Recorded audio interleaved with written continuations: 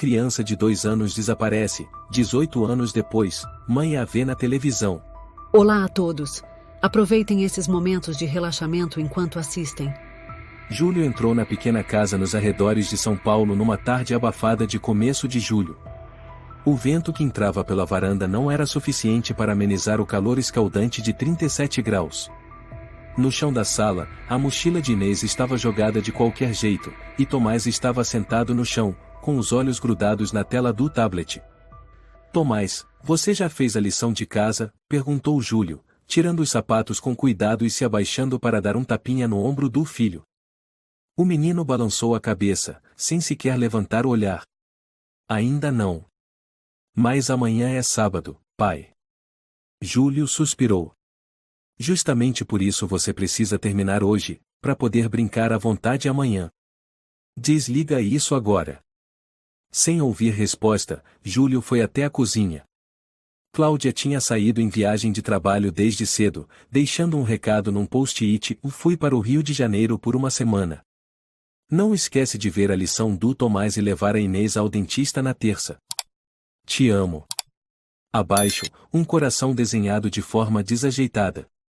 Ao ver a letra dela, Júlio sorriu, mas só por um instante.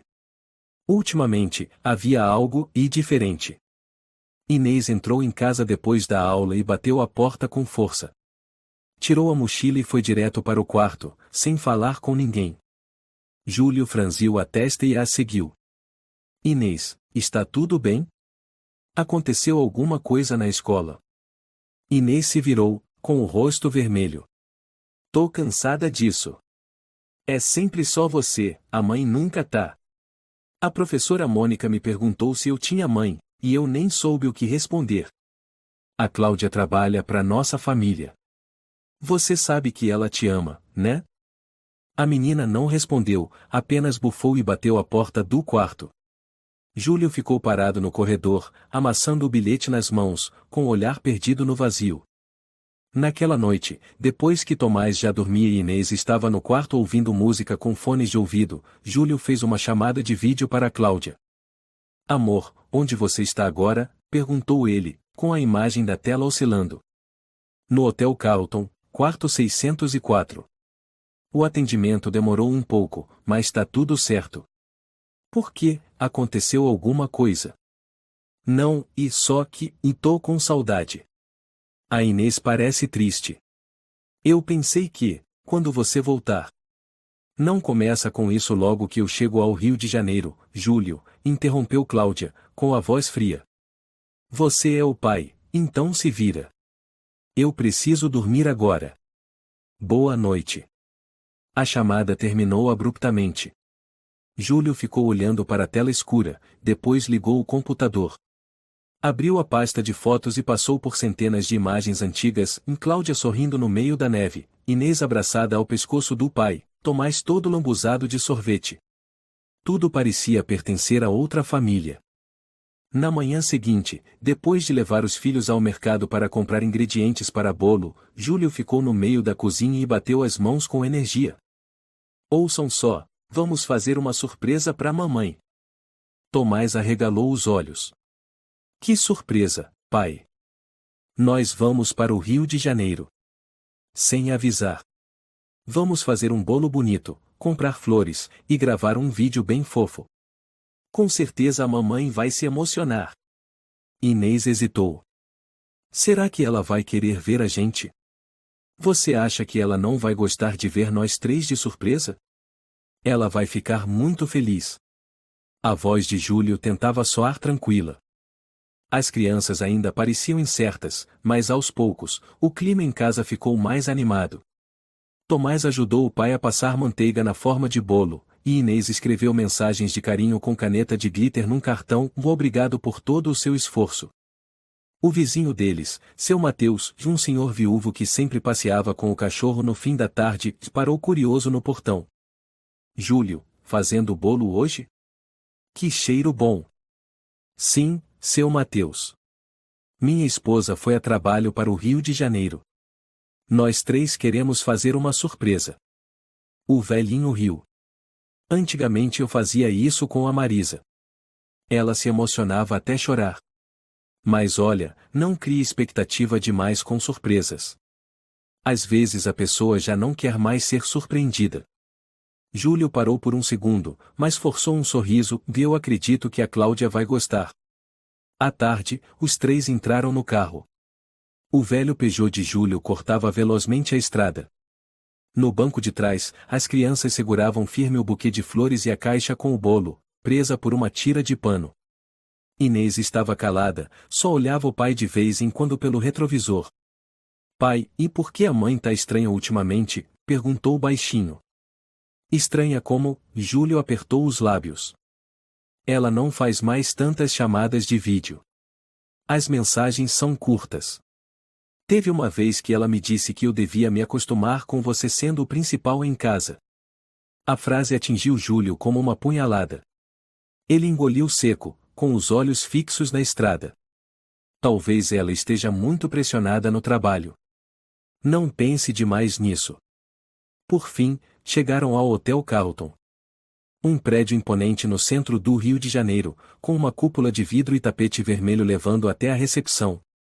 Júlio entrou com os filhos, o coração apertado entre ansiedade e expectativa.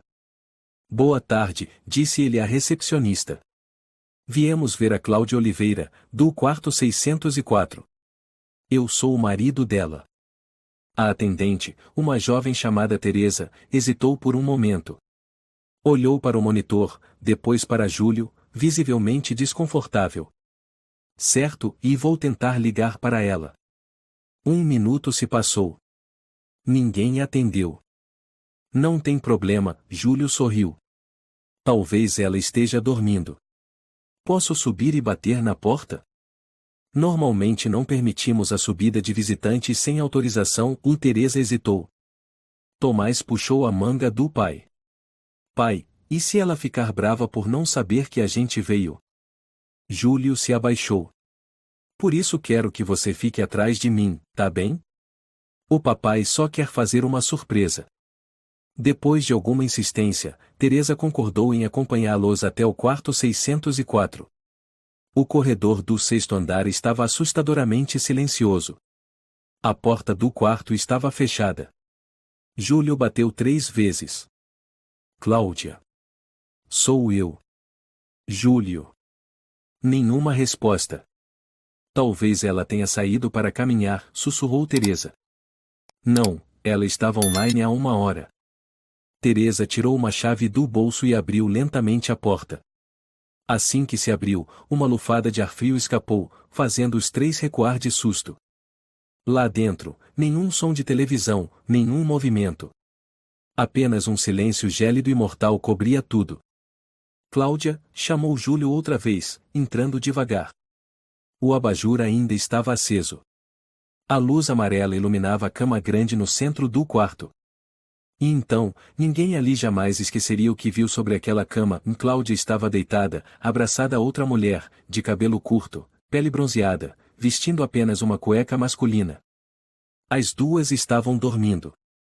Ou melhor dizendo, tinham acabado de dormir. Os lençóis estavam revirados. Um sutiã de silicone inflado rolava no chão. Inês gritou. Tomás ficou paralisado, a mão apertando o buquê que caiu no chão. Júlio não conseguia se mover. Nem respirar. A mulher ao lado de Cláudia abriu os olhos e resmungou. O espantalho finalmente enxergou a realidade. A frase ecoou pelo quarto como uma sentença. O ar parecia congelado. Os 3 ficaram imóveis, como se tudo ao redor fosse um pesadelo do qual não conseguiam acordar. Júlio sentia cada célula do rosto queimar, o peito como se tivesse levado um soco devastador.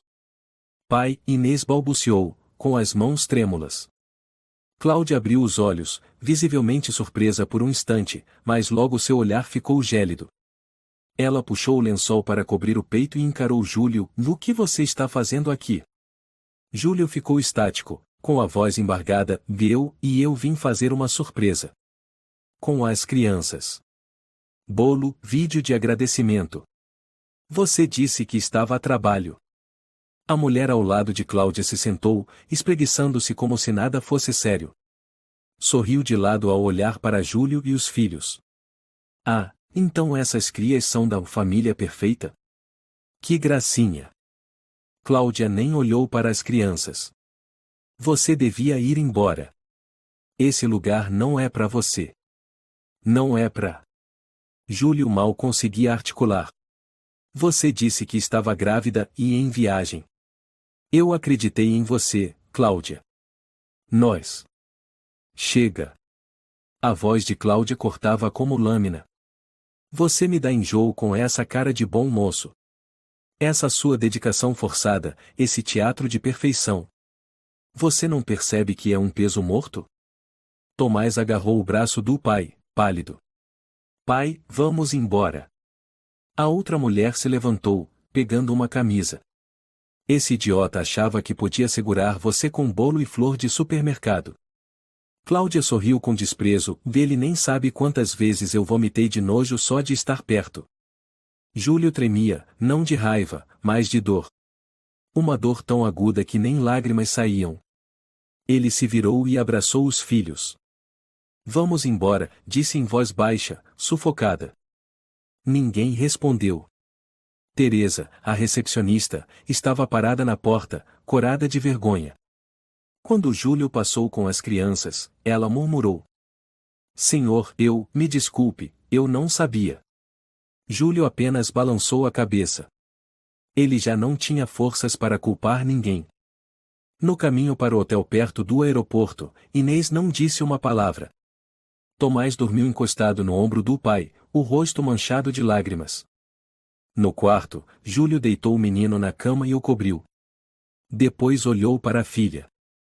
Inês, quer conversar? A menina olhou firme para ele, os olhos assustadoramente secos. O pai mentiu para mim? O quê? A mãe não tá grávida, né? E nem viajou a trabalho. O pai já sabia.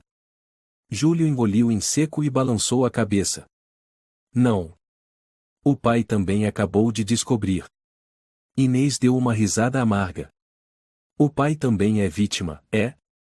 Inês, e você ainda não entende tudo do mundo adulto. Não. Eu nem quero entender. Só sei que a mãe despreza o pai, e o pai é burro por acreditar nela. Ela mentiu, e o pai deixou eu e o Tomás acreditarmos nisso. As mãos de Júlio se fecharam em punhos, trêmulas. Ele não respondeu. Apenas sentou-se, com a cabeça entre as mãos. Na manhã seguinte, Júlio levou os filhos de volta para casa. Tudo na casa parecia vazio e deslocado. As fotos de família penduradas na parede pareciam zombar dele. Júlio ligou o laptop. Já não conseguia dormir. A cabeça fervia com perguntas, um porquê.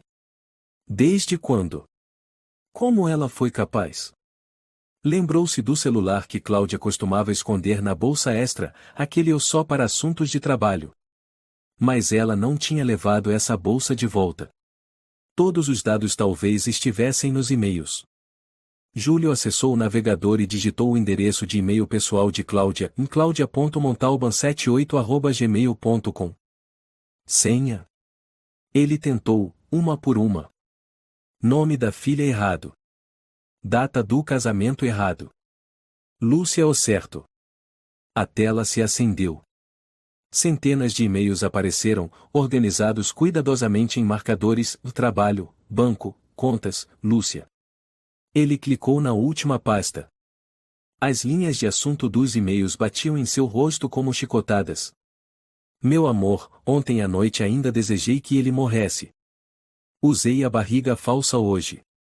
Ele acreditou como um idiota. Assim que o seguro estiver pronto, a gente foge de vez. Júlio ficou paralisado. Ele abriu cada e-mail. Havia palavras obscenas, encontros secretos, fotos das duas mulheres nuas abraçadas no quarto de hotel, promessas de comprar hormônios para que Lúcia fizesse a transição de gênero na Paraguai. Um dos e-mails dizia com todas as letras: se aquele idiota morrer num acidente, os 4 milhões de reais são meus. Ninguém vai suspeitar. Já fingi estar grávida e o seguro de vida está assinado. A cabeça de Júlio girava. Ele correu até o banheiro, vomitou até secar a garganta. Um suor frio escorria, como se tivesse sido jogado numa câmara frigorífica. Quando voltou, Inês estava parada atrás dele. A menina viu a tela. Pai, a mamãe queria te matar? Júlio apressado desligou a tela. Não. Não é isso, você não devia ver isso. A mamãe disse que amava você. Isso é amar, Inês gritou e correu para o quarto, batendo a porta. Naquela tarde, Júlio foi até onde seu Mateus passeava com o cachorro. O velho levantou o olhar. Júlio, tudo bem com você? Ele não respondeu. Apenas perguntou. Seu Mateus, o senhor já foi traído? O idoso ficou em silêncio por um momento. Sim. Uma vez. Ela me largou para ficar com meu melhor amigo. Mas pelo menos eles não tentaram me matar. Júlio soltou uma risada seca, rouca, quase sinistra. Eu acabei de ler o plano de me matar, disse ele. Seu Mateus franziu a testa. Como assim? Minha esposa fingiu estar grávida. Me fez assinar um seguro. Planejava me matar com a amante e fugir para Paraguai. O velho ficou imóvel. Meu Deus! Você precisa de ajuda? Polícia? Um advogado? Júlio suspirou. Não sei. Me sinto um idiota. Confiei, amei, me esforcei e no fim, o que eu sou? Um engenheiro corno que quase foi assassinado. Seu Mateus pôs a mão no ombro dele. Homem forte não é quem não sente dor. É quem levanta depois de sentir até os ossos doerem. Naquela noite, Júlio revirava-se na cama. Inês dormia encolhida abraçada ao travesseiro. Tomás ainda não dissera uma palavra desde que voltaram. O silêncio era como o de um cemitério. Júlio ligou o computador e começou a extrair todas as provas. Áudios antigos, transferências bancárias, histórico de navegação. Salvou tudo em um HD externo e criptografou cuidadosamente. Mas havia uma coisa que o assustava mais que a verdade: quantas feridas mais seus filhos teriam que suportar. 3 dias após a noite de horror no Rio de Janeiro, Júlio estava sentado sozinho na cozinha. A luz branca do tubo fluorescente fazia seu rosto parecer doente. O café esfriava na xícara, intocado. O laptop ainda exibia os mesmos e-mails que ele já lera dezenas de vezes. Cada palavra, cada linha, como uma lâmina fincando mais fundo. No quarto ao lado, Inês tentava fazer Tomás comer um pouco de mingau. O menino não abria a boca, a cabeça caída sobre a mesa, os olhos vazios como se a alma tivesse saído do corpo. Inês, deixa que eu cuido do Tomás, disse Júlio, entrando com a voz rouca. O pai acha que ele precisa comer, respondeu ela, os olhos sombrios. Ele precisa de uma explicação. Eu também. Júlio suspirou e puxou uma cadeira. Eu sei. Mas agora eu ainda não tenho todas as respostas. Só sei que sua mãe traiu, Inês completou, firme. Não só você.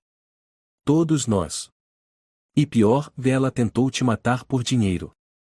Tomás estremeceu, apertou a colher e sussurrou: é verdade que a mamãe odeia tanto assim o papai?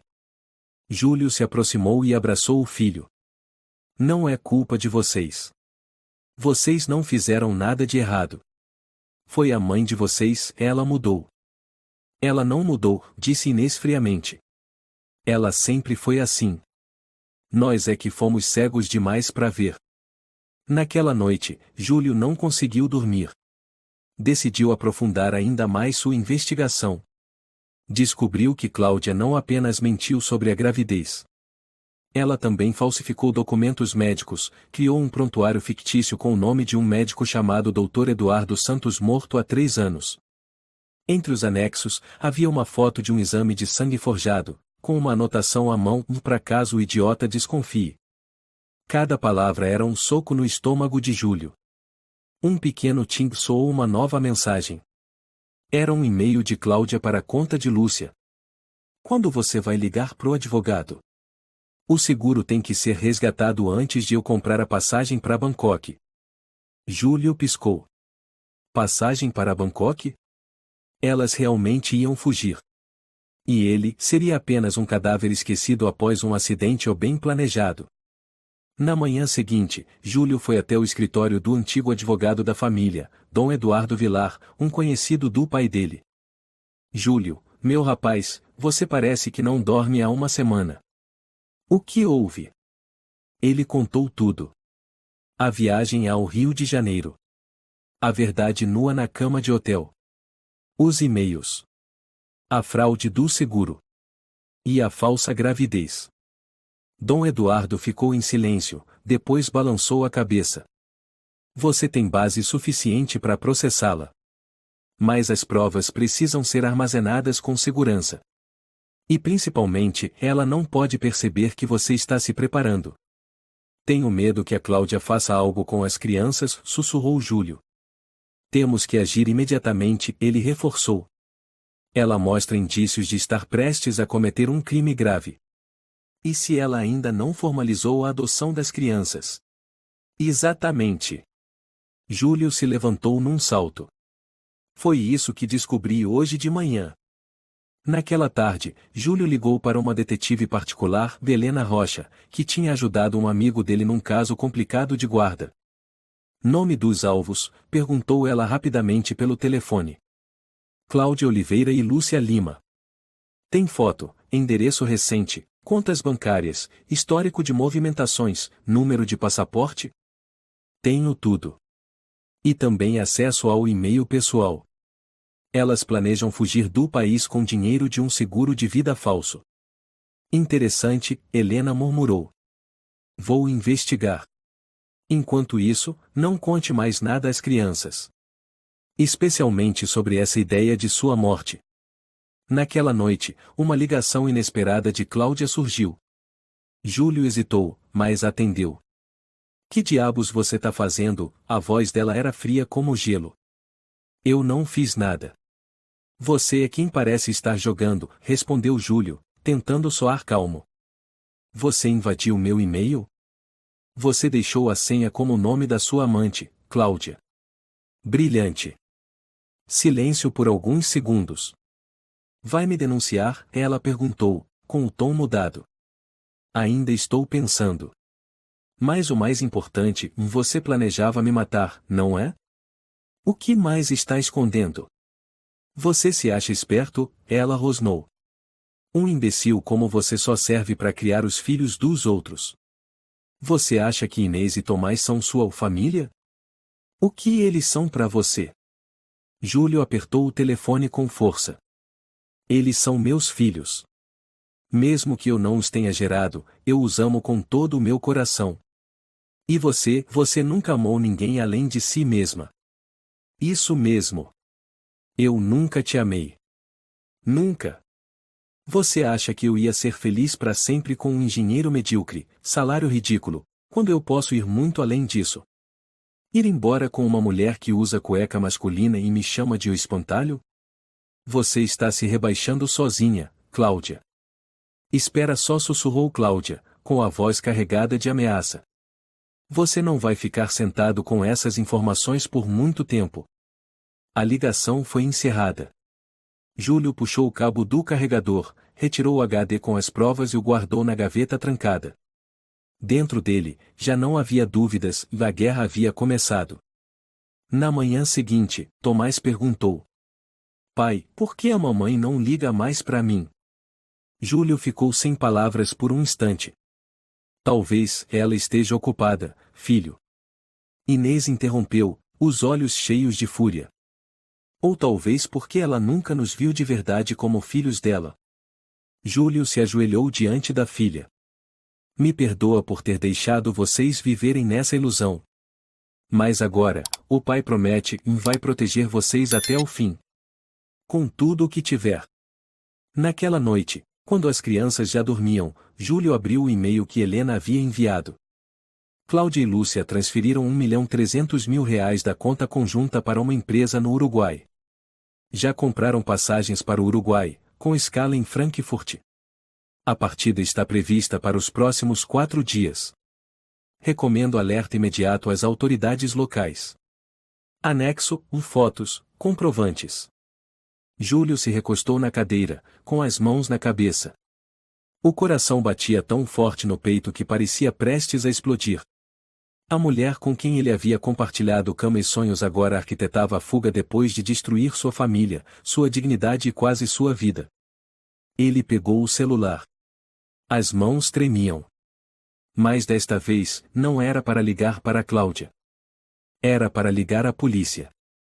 O cômodo estava tomado pela luz branca de um meio-dia de verão. Júlio sentava-se à mesa de trabalho, papéis espalhados por todos os lados, e-mails, comprovantes bancários, recibos de transferências internacionais, fotos de mensagens. Seu rosto estava abatido, os olhos vermelhos de tantas noites sem dormir. Um pequeno pendrive preto piscava no notebook, luzinha azul pulsando como o coração de um monstro prestes a explodir. O celular tocou. Ele atendeu, com voz cansada. Helena? Sou eu. Tenho mais informações. A voz feminina do outro lado soava firme. Tem certeza de que quer ouvir? Não dá mais para voltar atrás. Júlio engoliu seco. Fala. Acabei de conseguir, por uma fonte no sistema antigo do Hospital Albert Einstein, a cópia do prontuário médico da Cláudia. Ela foi tratada para infertilidade. Diagnóstico final: falência ovariana total. Esterilidade definitiva. Aos 24 anos. Júlio apertou o celular com força. Então, a barriga, a gravidez. Era uma prótese de silicone médica. De alto padrão. Usada especificamente para simular gestação, em performances ou golpes. Júlio não respondeu.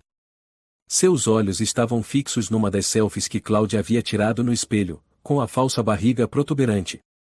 Lembrou-se dela colocando as mãos sobre o silicone, com lágrimas nos olhos. Não acredito que vou ser mãe de novo. Ele cerrou os dentes. Ela é boa atriz. Tem mais uma coisa. Helena hesitou. Investiguei os registros de adoção. Cláudia nunca concluiu o processo legal. A assinatura no requerimento é falsa. Júlio ficou paralisado. Espera, então, e a Inês e o Tomás? Legalmente, só você é o guardião legítimo, afirmou Helena. Cláudia não tem nenhum direito sobre essas crianças. Se tentar reivindicar, será crime grave. Um trovão ribombou lá fora, completamente fora de época no meio de tanto sol. Júlio largou o telefone na mesa e afundou o rosto nas mãos. Tudo o que ele acreditava: o casamento, a maternidade, a família, era uma farsa. E ele havia sido o palhaço principal da tragédia. À tarde, ele foi à delegacia central do distrito de Moema. A sala de espera era pequena, paredes pintadas de cinza gelado, o ar-condicionado sussurrando no fundo. Senhor Júlio Silva? Chamou uma agente. O inspetor Paulo vai atendê-lo. Ele entrou na sala, onde um homem de meia idade, barba por fazer e olhos atentos, o esperava. Sente-se, por favor, disse Paulo, acenando com a cabeça. Helena Rocha já nos informou. O que tem a declarar? Júlio abriu a pasta e começou a entregar, um por um, os documentos, e-mails impressos, capturas de tela, cartas com conteúdo obsceno entre Cláudia e Lúcia, comprovantes, cópias de passaportes, transferências, laudos médicos. Paulo franziu a testa. Ela forjou exames de gravidez, mentiu sobre sua saúde, e conspirou com a amante para te matar e lucrar com o seguro? Exato, respondeu Júlio. E agora, transferiram milhões para o exterior.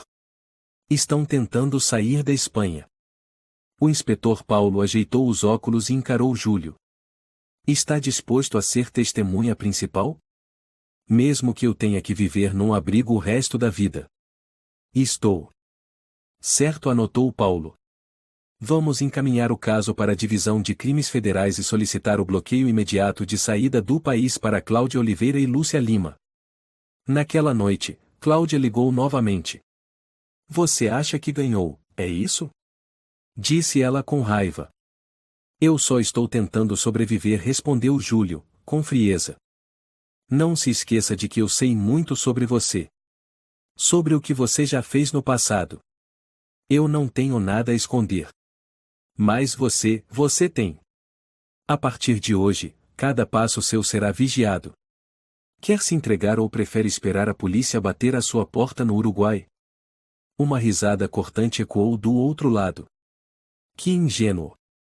Você acha mesmo que vou deixar a polícia me pegar? Não se surpreenda se um dia você acordar e seus filhos só tiverem desaparecido. Júlio ficou em silêncio. Você acabou de ameaçar sequestrar crianças? Sua voz era de gelo. Eu só disse que o que é meu sempre volta para mim. A ligação caiu. Júlio jogou o telefone na mesa. A cabeça latejava. No dia seguinte, enquanto Inês fazia tarefa e Tomás lia um livro, ele decidiu contar toda a verdade. Filhos. Sentou-se no sofá, de frente para os dois. O pai tem algo muito importante para dizer. É sobre a mãe, né? Disse Inês, sem olhar para ele. Sim. E vocês precisam saber. Porque isso muda tudo. Tomás endireitou o corpo, olhos arregalados. Inês cruzou os braços, esperando. Vocês não são filhos biológicos meus e da mamãe. Júlio começou. Mas nós adotamos vocês ainda pequenos. E isso nunca fez diferença para mim. Eu amo vocês como se fossem meu sangue. Inês o encarou. Então, a mãe também é mãe adotiva? Sim. Mas ela nunca legalizou a adoção. Legalmente, só o pai tem a guarda. Tomás murmurou. Então, a mamãe nunca nos amou. Júlio apertou a mão do menino. Não é tão simples. Mas a mamãe tem muitos problemas. Me desculpem por não ter percebido isso antes. Inês começou a chorar. Então tudo foi uma mentira. Essa família era uma encenação? Não. Júlio os abraçou. Família são pessoas que se amam de verdade. E meu amor por vocês nunca foi fingimento. Naquela noite, Helena ligou de novo. Acabei de saber que Cláudia e Lúcia sacaram mais R$325 mil de uma agência em Belo Horizonte. Estão mudando constantemente para evitar rastreamento. Júlio apertou o telefone com força. A polícia já emitiu o mandado? A delegada Raquel confirmou: o mandado de captura internacional sai amanhã cedo. Recomendo que mande as crianças para um local seguro, se possível. Não respondeu Júlio. Eu não me separo deles nem por um segundo. Sou tudo o que eles têm. Na madrugada seguinte, o telefone tocou. Era Paulo. Acabamos de checar as câmeras do aeroporto de Guarulhos. Cláudia embarcou ontem à noite com um passaporte falso para Frankfurt. Depois disso, sumiu do radar. Júlio afundou na cadeira. E a Lúcia? Provavelmente foi junto. Ou está se preparando para o próximo voo. E o mandado? Já está ativo. Também avisamos a Interpol. Mas a voz de Paulo vacilou: se prepare para a possibilidade de que escapem. E assim, Júlio voltou para casa onde tudo começou. Voltou para os dois filhos que ele nunca gerou, mas amava mais do que tudo. Olhando no espelho, viu um homem em pedaços, mas ainda de pé. O amor que ele tinha por aquelas crianças era real. E isso, Cláudia ainda não conseguirá destruir. Helena, por favor, diga tudo o que tiver que dizer. Eu aguento, disse Júlio ao telefone, parado diante da janela que dava para o quintal vazio. O entardecer tingia o muro com uma luz dourada enferrujada, trazendo consigo um cansaço triste, sem nome. Você não está preparado para isso. A voz de Helena Rocha soou do outro lado da linha, leve, mas firme. Depois de tudo que eu vi. Acredite, não há mais nada capaz de me surpreender. Um breve silêncio. Então Helena respondeu. Cláudia não apenas não concluiu a adoção das crianças. Ela também usou uma identidade falsa para solicitar residência temporária para Tomás quando ele tinha apenas 4 anos. Júlio ficou sem palavras. Helena continuou. Revisei todos os arquivos do cartório civil. Aquela assinatura não bate com nenhuma assinatura legal da Cláudia em outros documentos. Por outro lado, a digital registrada como responsável legal coincide perfeitamente com o DNA do senhor nos registros médicos do hospital onde as crianças foram tratadas por gripe. Um calafrio percorreu os braços de Júlio. Então, legalmente, eu sou o único responsável pelas crianças? E ela? É uma estranha, sem nenhum vínculo legal com os dois. Se Cláudia tentar levá-los para o exterior, isso é sequestro de menores. Júlio soltou o ar num sussurro. Meu Deus! Ainda não terminou, disse Helena rapidamente.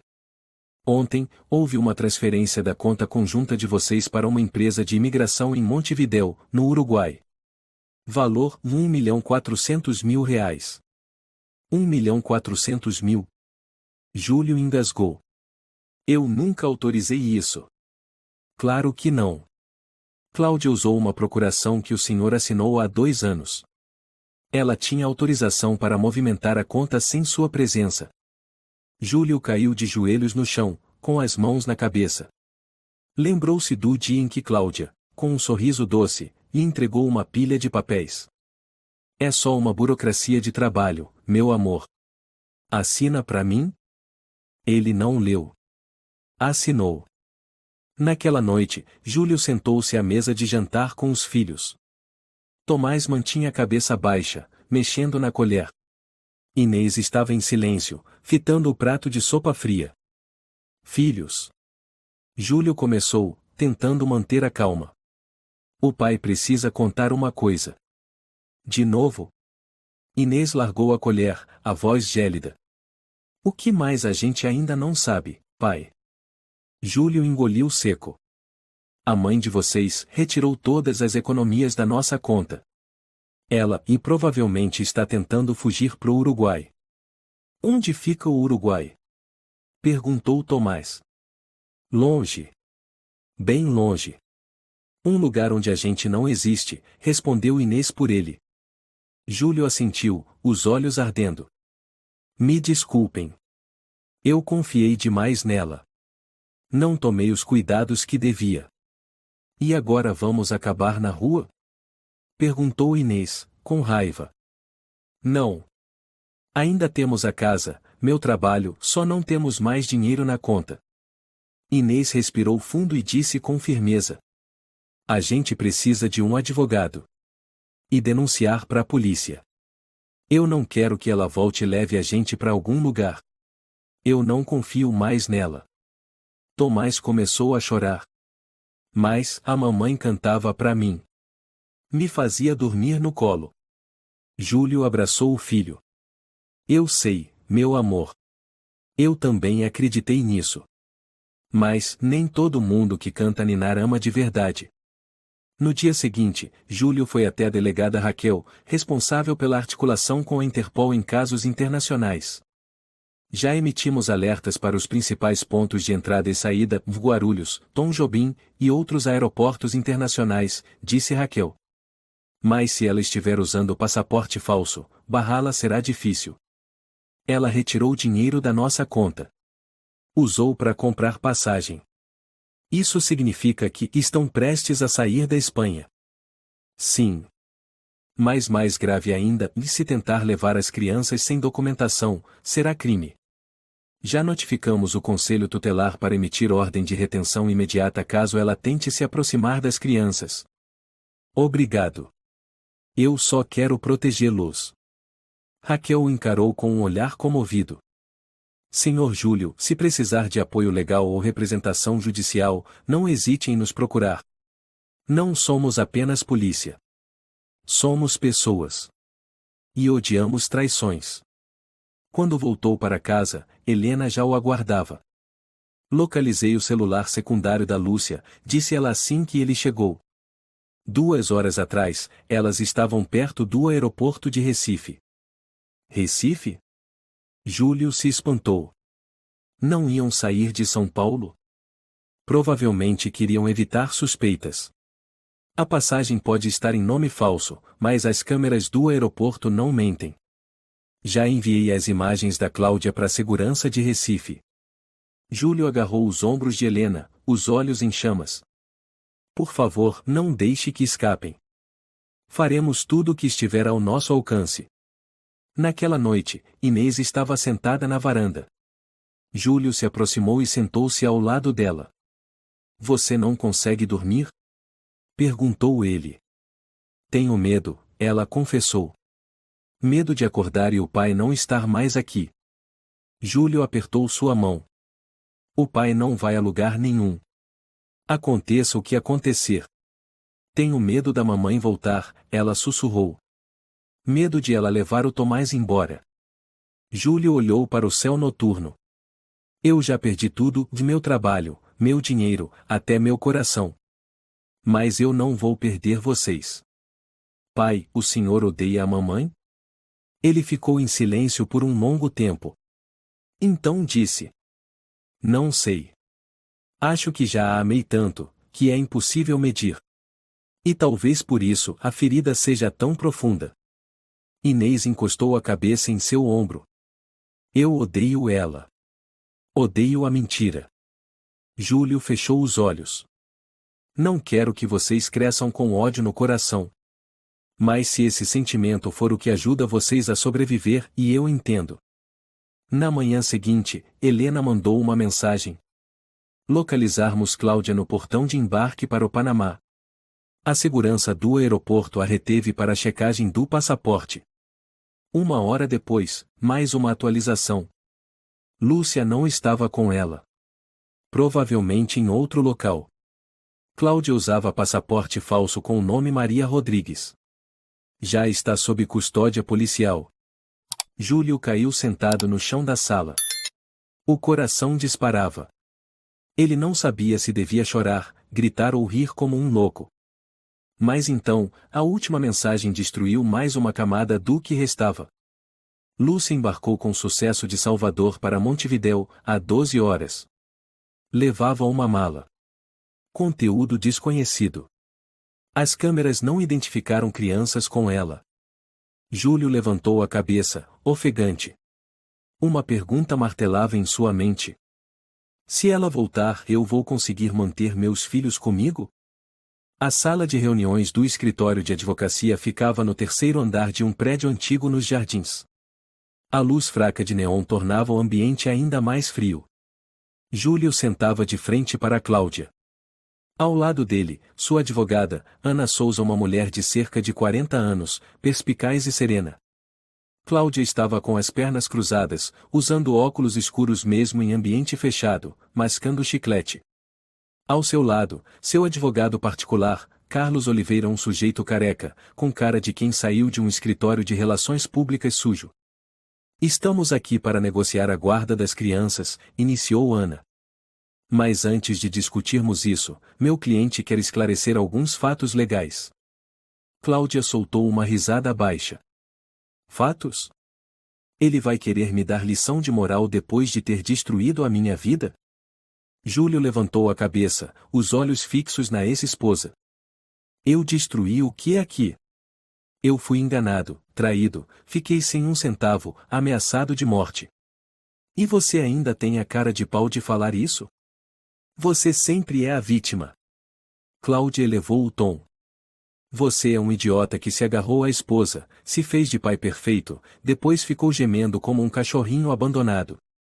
O que você sabe sobre mim? Júlio lutou para conter a raiva. Eu sei que você jurou me amar. Eu sei que me beijou quando eu entrei com o pedido de adoção. Eu sei que fingiu estar grávida, colocava um colete de silicone toda manhã e depois ia para a cama com a Lúcia. Carlos pigarreou. Não estamos aqui para ofender minha cliente. Ana falou friamente. Então deixe-me lembrar, Cláudia Oliveira não possui nenhum direito legal de guarda sobre Inês e Tomás. Ela não finalizou o processo de adoção, não possui documentação legal, e ainda utilizou documentos falsos. Cláudia soltou uma gargalhada. E daí? Eu criei eles, eduquei, comprei brinquedos. Tenho tanto direito quanto qualquer um. Não respondeu Ana com firmeza. Você é uma estranha legalmente. Não tem direito de exigir nada. Cláudia tamborilou os dedos na mesa. Você acha que preciso de um tribunal para ganhar, Júlio? Basta eu ir até a escola, chamar o Tomás para fora da sala e sumir. Acabou de se autoincriminar por sequestro, Ana disse com frieza. Isso vai constar em ata. Carlos franziu a testa. Precisamos manter a calma. Não. Cláudia bateu na mesa. Eu não vou deixar esse engenheiro fracassado vencer. Não perdi toda a minha juventude por um cara de salário miserável para ser descartada como lixo. Júlio se levantou, a voz embargada. Você perdeu o quê? Você teve a chance de viver numa família de verdade, foi amada por 2 crianças, teve um marido que te amava. E jogou tudo fora para correr atrás de alguém que nunca te amou, só amava o dinheiro. Cláudia o encarou. Você acha que a Lúcia não me amava? Pelo menos ela não me via como uma incubadora. E você? Sempre essa ladainha de família, filhos, responsabilidade. Que saco! Você dizia que amava o Tomás mais do que tudo. Agora chama ele de um moleque sem importância. Já pensou se ele escuta isso? Eles são adotados. Cláudia deu de ombros. Nenhum laço de sangue. Eu achei que era generosa o suficiente, mas foi só ilusão. Júlio ergueu a mão para impedir seu advogado. Chega. Eu não preciso discutir mais. Só quero deixar claro que eu nunca mais vou deixar você tocar nas crianças. Seja com advogado ou com força bruta, eu vou estar na frente delas. Cláudia sorriu com desprezo. Vamos ver. Quando eles crescerem, vão saber que eu fui forte, e você, um covarde que usou os filhos como escudo porque não conseguiu manter a esposa. Após a reunião, Júlio levou Inês para tomar sorvete. Sentaram num banco de pedra no Parque Ibirapuera. A menina não tocou na colher. Olhava ao longe. Eu vi sua mãe hoje, disse Júlio. Ela não mudou. Eu imaginei, respondeu Inês, em voz baixa. Quer vê-la? Inês balançou a cabeça, o olhar frio. O que ela disse para você? Que nunca amou ninguém. Que vê todos nós como um peso. E o senhor ainda ama ela? Júlio ficou em silêncio por um bom tempo. Não. Não é mais amor. Só restou uma tristeza que não sei onde guardar. Acho que a mãe nunca foi quem eu imaginava. Eu também acho. A menina se virou para ele, pela primeira vez em dias. Podemos recomeçar do zero? Esquecer tudo o que veio antes. Até as memórias com ela? Júlio hesitou. Tem certeza? Inês assentiu. Se não, acho que vou enlouquecer. Na manhã seguinte, Júlio recebeu uma ligação de Ana. Júlio, acabei de receber uma informação da Cláudia e o advogado dela estão tentando entrar com um processo contra você. Querem acusá-lo de abuso psicológico e de manter as crianças em cárcere privado. Júlio se levantou num salto. O quê? Ela enlouqueceu. Fique calmo. Já preparei o dossiê de defesa. Mas você precisa estar pronto, essa não vai ser uma batalha rápida. Eles vão arrastar as crianças pro tribunal?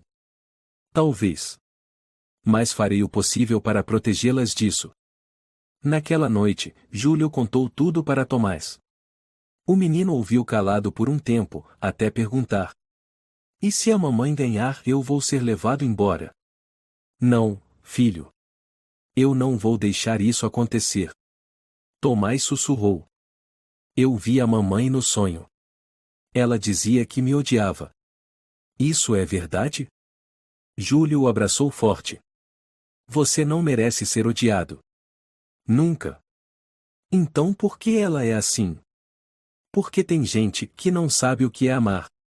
E quando não sabem amar, elas machucam todo mundo que tentou amá-las.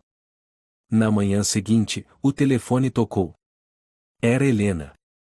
Helena? Aconteceu alguma coisa? A Cláudia desapareceu de São Paulo. Alugou um carro, seguiu rumo a Belo Horizonte.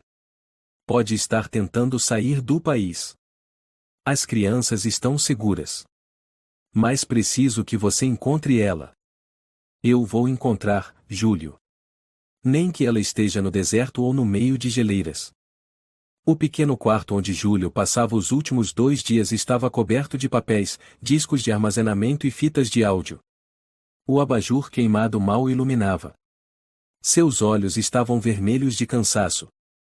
Mas ele não podia parar. Não enquanto a verdade não fosse levada à justiça. Pai! A voz de Tomás soou na porta. O senhor não vai tomar café? Júlio olhou para o filho, forçou um sorriso. Vou terminar umas coisas. Vai comer com sua irmã. Inês apareceu logo depois, com um copo de leite. Pai, não se force demais. O senhor vai acabar doente de verdade. Eu preciso concluir esse dossiê. Senão, sua mãe vai voltar e tentar tirar vocês de mim. Inês olhou para os documentos na mesa, suspirou. Se existir justiça de verdade, a mãe devia estar presa. É isso que o pai está tentando fazer. Naquela tarde, na delegacia central, Júlio entregou todas as provas ao inspetor Paulo. O homem de meia-idade, de óculos, folheava os documentos como quem lia um romance policial macabro. O e-mail mostra claramente a intenção de matar. Tem planejamento, datas, método, beneficiário do seguro. Até a cópia do comprovante de pagamento à empresa de transição de gênero da Lúcia na Paraguai, disse Paulo, batendo o dedo na mesa. Já tem provas suficientes para pedir a prisão? Não só isso. É um caso de tentativa de homicídio organizada, mais fraude de seguro, falsidade ideológica, violação dos direitos das crianças, e outros crimes. Mas... Júlio apertou os punhos. Mas o quê? Paulo o encarou. A Cláudia e a Lúcia sumiram. 2 horas depois, Júlio recebeu uma mensagem da detetive particular Helena Rocha. 2 passagens aéreas saindo de Lisboa com destino a Bogotá, Colômbia. Usaram passaporte falso na fronteira com o Uruguai. Estão na América do Sul. Vai ser muito mais difícil rastrear. Júlio atirou o celular sobre a mesa. O corpo inteiro tremia. Escaparam de novo, disse ele, cerrando os lábios. De novo, escaparam. Naquela noite, Júlio estava sentado à mesa. Inês e Tomás comiam em silêncio. Ninguém dizia uma palavra. Eu vou continuar o processo, disse Júlio, com firmeza na voz. Não importa onde estejam, nem quantos anos passem, eu não vou deixar barato. Inês não levantou os olhos. Eu não preciso que ela seja presa. Só quero que nunca mais volte. Tomás murmurou. E se ela voltar, será que vai querer me levar? Ninguém vai te levar para lugar nenhum, Tomás, respondeu Júlio. Eu prometo. Inês largou a colher, inclinou-se em direção ao pai. Pai, o senhor vai contar a verdade para todo mundo? Sobre a mãe, sobre o que ela fez. Júlio ficou calado por um longo tempo. Depois assentiu. Vou. Não por vingança. Mas por justiça. Na manhã seguinte, Júlio encontrou a advogada Ana Souza no escritório. Entrei em contato com o Ministério da Justiça, disse ela, entregando um maço de papéis. Um mandado de prisão internacional foi emitido.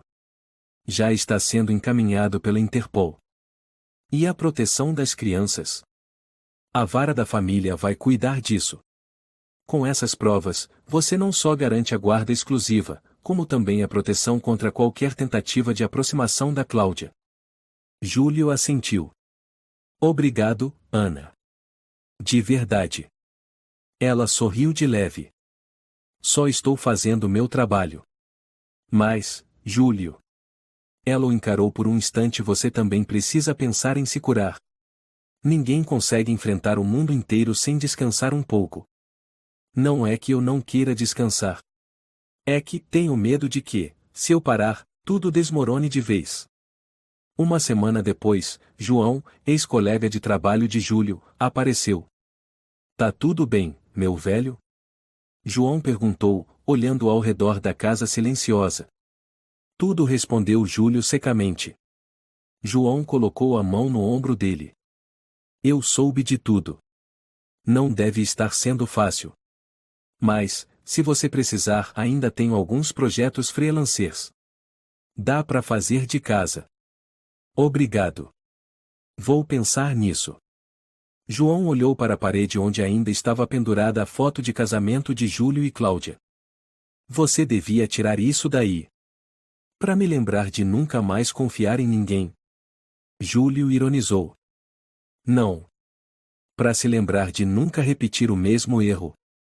Naquela noite, Inês puxou uma cadeira e sentou-se ao lado do pai, depois que Tomás já estava dormindo. Pai, sabe de uma coisa? Ela sussurrou. Tem um sonho que eu vivo tendo. Que sonho? Eu vejo a mãe voltando. Mas não para pedir desculpas. Ela volta para rir da nossa cara. Depois pega o Tomás no colo e vai embora. E eu fico trancada num quarto sem porta. Júlio abraçou a filha. É só um sonho. Na vida real, ninguém vai te levar embora. Mas esse sonho parece mais real que qualquer lembrança que eu tenho da mamãe. No fim de semana, Ana ligou novamente. A voz dela estava mais grave. Júlio, preciso ser honesta. Como a Cláudia saiu do país com documentos falsos, a extradição da Colômbia é bem difícil. Podemos mandar os autos, mas eles só vão priorizar se houver crime internacional ou um processo de cooperação entre os países. Então ela escapou de novo? Não escapou. Só ainda não foi presa. Mas eu fui deixado para trás. Com 2 crianças despedaçadas. Com uma casa vazia. Com uma vida que não sobrou nada. Não é verdade, disse Ana. Você ainda tem o amor dessas 2 crianças. Ainda tem a verdade. Ainda tem sua dignidade. E ainda tem a si mesmo. Júlio não respondeu. Antes de dormir, Júlio ligou o computador. Escreveu um e-mail. Para Cláudia.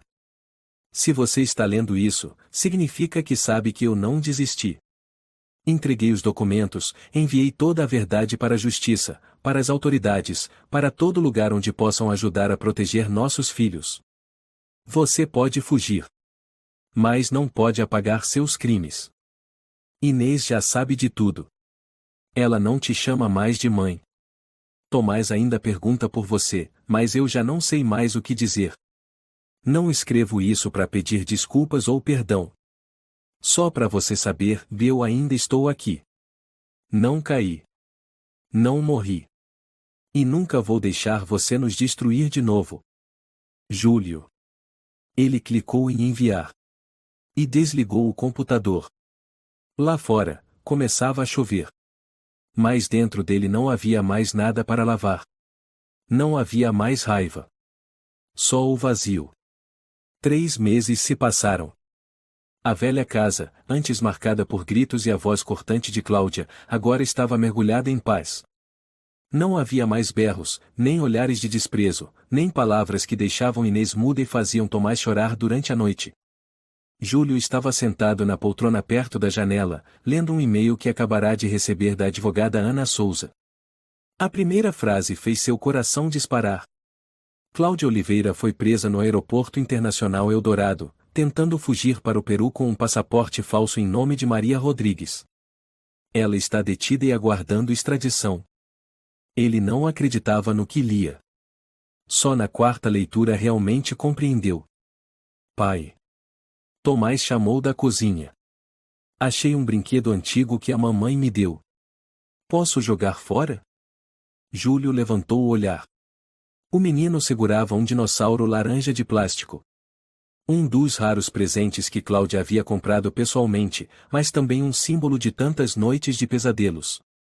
Não precisa jogar fora, filho, ele se aproximou. Se você não gosta mais, a gente pode guardar numa caixa.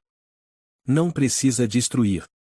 Mas também não precisamos manter algo que machuca. Tomás assentiu e colocou o brinquedo com cuidado dentro de uma caixa de papelão. Não disse mais nada, mas Júlio sabia, e aquele gesto era um grande passo. Naquela tarde, Júlio levou os 2 filhos ao consultório da doutora Fernandes, terapeuta infantil. Uma mulher de cabelos grisalhos e olhar acolhedor. O Tomás começou a falar mais em casa. Júlio contou. E a Inês, ela ainda não perdoou de verdade, mas está começando a se abrir. Doutora Fernandes assentiu. Você está indo muito bem. Nem todo mundo tem paciência para acompanhar crianças tão machucadas. Talvez, porque eu também estou machucado como elas. Júlio sorriu discretamente. Lauro olhou por um instante, depois disse.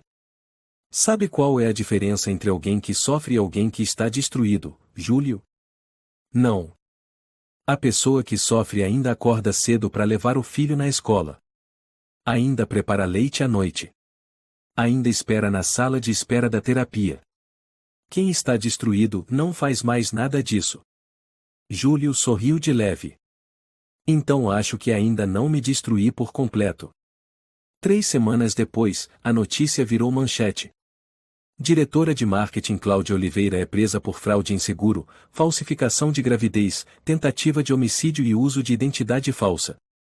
O caso tomou conta dos portais de notícia. O e-mail de Júlio ficou lotado de mensagens da imprensa, programas de TV e conhecidos ou interessados em saber mais. Um dia, o telefone tocou.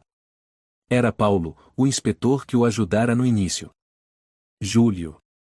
Boas notícias.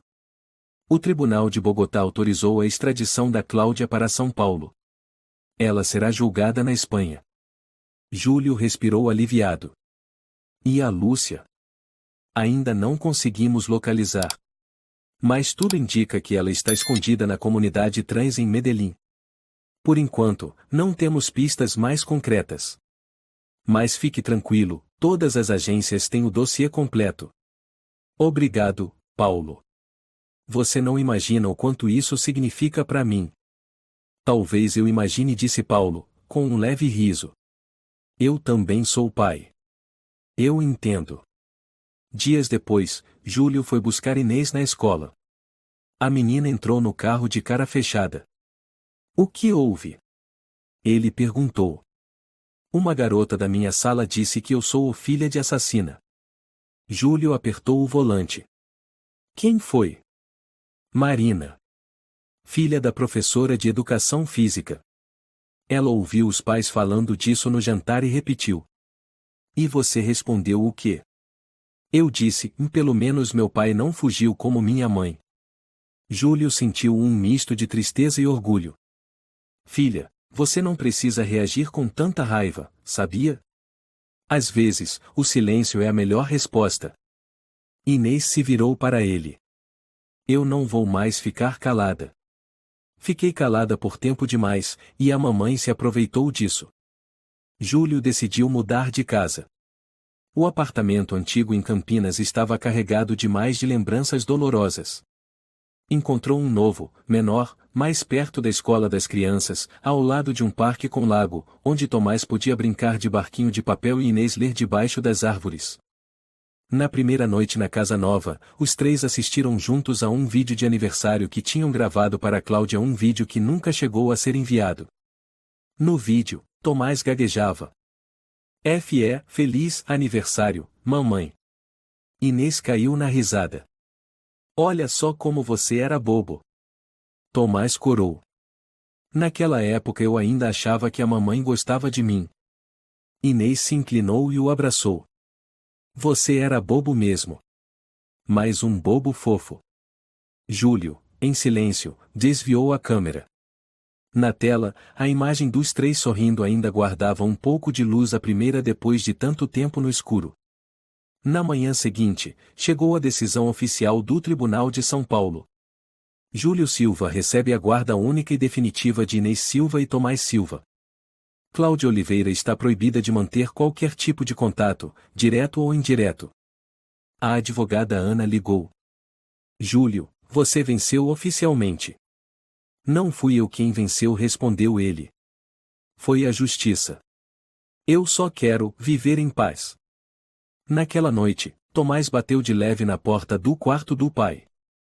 Não consigo dormir, sussurrou. Vem cá, Júlio bateu a mão na cama.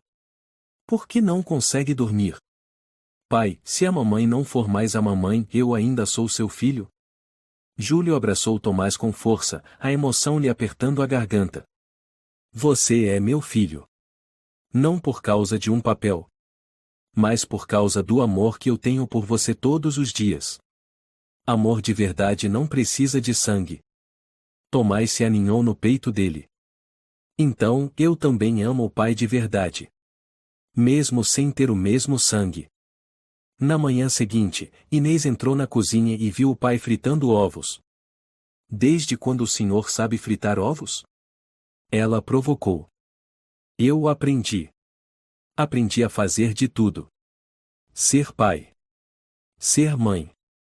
Até cozinheiro. Inês pegou um prato em silêncio. Depois disse, bem baixinho. Pai, eu sei que a mamãe não é mais a mamãe. Mas o senhor ainda é o pai. E, eu te amo.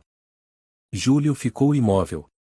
Largou a frigideira, virou-se e a abraçou apertado. Obrigado, filha, obrigado por ainda me chamar de pai. Os três se sentaram no sofá, enrolados numa coberta, assistindo a vídeos antigos.